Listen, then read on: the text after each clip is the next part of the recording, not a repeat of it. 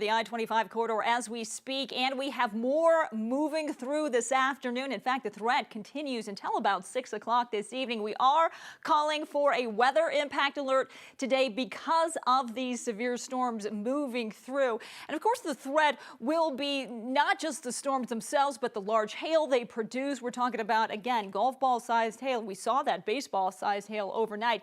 Very strong winds, 60 to 80 mile per hour winds. These winds the strongest out across the eastern plains, but the hail threat does include the metro area. In fact, everywhere you see here shaded in blue is under a severe thunderstorm watch right now. That goes until 6 o'clock this evening. We have several severe thunderstorm warnings, one including right here just about 15 miles west of Fort Collins. You can see here there's also a flash flood warning in effect with this. We're talking about, again, golf ball sized hail associated with this storm moving through, as well as torrential rainfall. The big threat for the flash flooding is because of the Cameron Peak burn scar with that fast falling rain. Also have a severe thunderstorm warning right now just east of Lyman. This is where we're going to see the bigger hail, the golf ball size plus hail. And again, just west of Monument and West Creek, just south of West Creek, we have a severe thunderstorm warning as well. These storms all moving east. They are fairly quick movers. So again, if you're in Fort Collins, be ready for that storm to move in here in the next, I'd say 20, 30 minutes. Current dew points, this is what we look for. Anything above 50 means, okay, yeah, we're going to get some severe thunderstorms. We're at 58 right now in Denver. So 50s across the eastern plains today. Again, expect those storms between now and about 6 o'clock.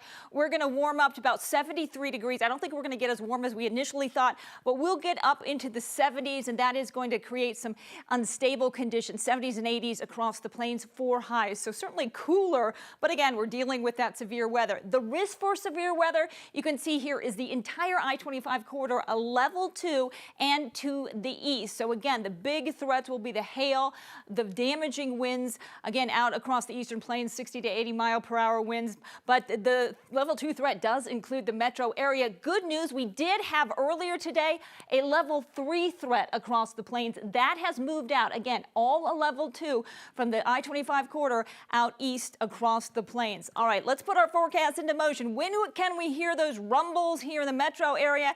As we head into the 1 o'clock hour, you can see the storm we're tracking right now, that torrential rain moving in over Fort Collins, down along the I-25 corridor, south of the metro area, all the way to Colorado Springs. This is 1 o'clock this afternoon, 1:30. We start to see it intensify to the north of the metro area. This is where we could see that hail in the metro and down to Colorado Springs, 1:30 to 2:30. And then we do start to see it move out. This is 3 o'clock. The strong storms, this is, we're going to see the hail as well as those very strong damaging straight line winds.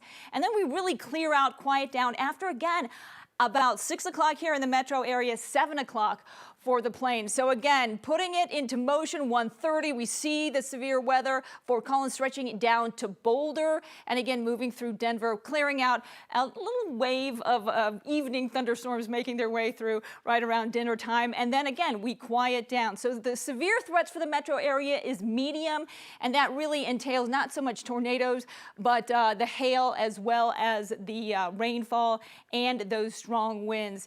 After today, we have a high pressure building in, and that is going to give us warm conditions. We're talking about temperatures topping out in the triple digits. So we have a potential weather impact day for both Friday and Saturday with back-to-back triple-digit heat, record-breaking heat, and we'll keep you posted on the warm weather cooling down for Monday.